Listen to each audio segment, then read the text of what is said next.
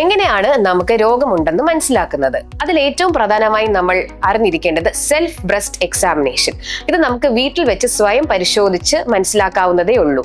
ഇതെങ്ങനെയാണ് ചെയ്യുന്നതെന്ന് നമുക്ക് നോക്കാം. ആദ്യമായി നമ്മളൊരു കണ്ണാടിയുടെ മുന്നിൽ നിൽക്കുക.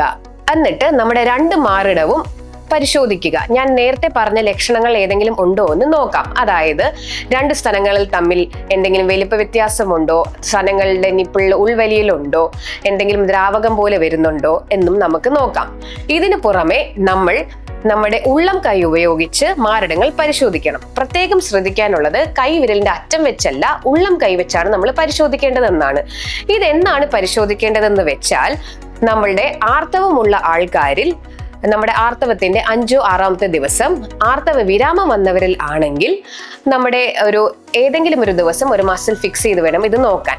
അമേരിക്കൻ ക്യാൻസർ സൊസൈറ്റിയുടെ കണക്ക് പ്രകാരം 25 വയസ്സിന് മുകളിലുള്ള എല്ലാവരും തന്നെ മാസത്തിൽ ഒരിക്കൽ നമ്മുടെ സ്ഥലങ്ങൾ പരിശോധിക്കുക എന്നതാണ്.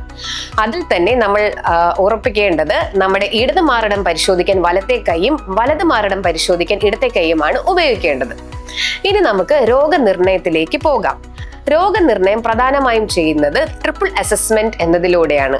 ട്രിപ്പിൾ അസസ്മെന്റ് എന്ന് പറഞ്ഞാൽ 3 ഘടകങ്ങളുണ്ട്. അതായത് 1 clinical examination, 2 radiological imaging, 3 pathological analysis. Clinical examination എന്ന് പറയുന്നത് ഒരു ഡോക്ടർ നമ്മുടെ മാരടങ്ങൾ പരിശോധിച്ച് എന്തെങ്കിലും മുഴയുണ്ടോ എന്നും മറ്റും പരിശോധനയിലൂടെ കൈവച്ചുള്ള പരിശോധനയിലൂടെ മനസ്സിലാക്കുന്നതിനാണ് ക്ലിനിക്കൽ എക്സാമിനേഷൻ എന്ന് പറയുന്നത്. രണ്ടാമതായി പറയുന്നത് റേഡിയോളജിക്കൽ ഇമേജിംഗ്, അതായത് സ്കാനിംഗ് ആണ്. അതിൽ 40 വയസ്സിന് ശേഷമുള്ളവരിലാണെങ്കിൽ നമ്മൾ മാമോഗ്രാം ആണ് പറയുന്നത്. 40 വയസ്സിനുള്ളിലുള്ളവർ, അതായത് താഴെയുള്ളവരിലാണെങ്കിൽ അൾട്രാസൗണ്ട് ആണ് പറയുന്നത്. ഇതിന്റെ കൂട്ടത്തിൽ ഞാൻ വേറൊരു കാര്യവും കൂടെ പറയാം. സ്ക്രീനിങ് മാമോഗ്രാം എന്ന് പറയുന്ന ഒരു വ്യവസ്ഥ കൂടിയുണ്ട്. അതായത് ഏകദേശം 40 വയസ്സിന് ശേഷമുള്ളവരിൽ വർഷത്തിൽ ഒരിക്കലെങ്കിലും സ്ക്രീനിങ് മാമോഗ്രാം എടുക്കണം എന്നാണ് പഠനങ്ങൾ പറയുന്നത്. എന്നാൽ റിസ്ക് കുറവുള്ള കാറ്റഗറിയിലാണ് നമ്മൾ പെടുന്നതെങ്കിൽ 45 വയസ്സിന് ശേഷം എടുത്താലും മതിയാകും. 45 മുതൽ 55 വയസ്സ് വരെ വർഷത്തിൽ ഒരിക്കലെങ്കിലും മാമോഗ്രാം എടുക്കുകയും, എന്നാൽ നമ്മൾ ലോ റിസ്ക് കാറ്റഗറിയിൽ പെടുന്നവരാണെങ്കിൽ 55 വയസ്സിന് ശേഷം 2 വർഷം കൂടുമ്പോൾ മാമോഗ്രാം എടുത്താൽ മതിയെന്നും കണക്കുകൾ പറയുന്നു.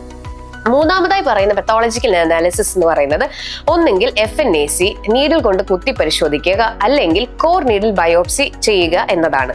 FNACയിൽ നമുക്ക് കോശങ്ങൾ, സെൽസ് മാത്രമേ കിട്ടുന്നുള്ളൂ.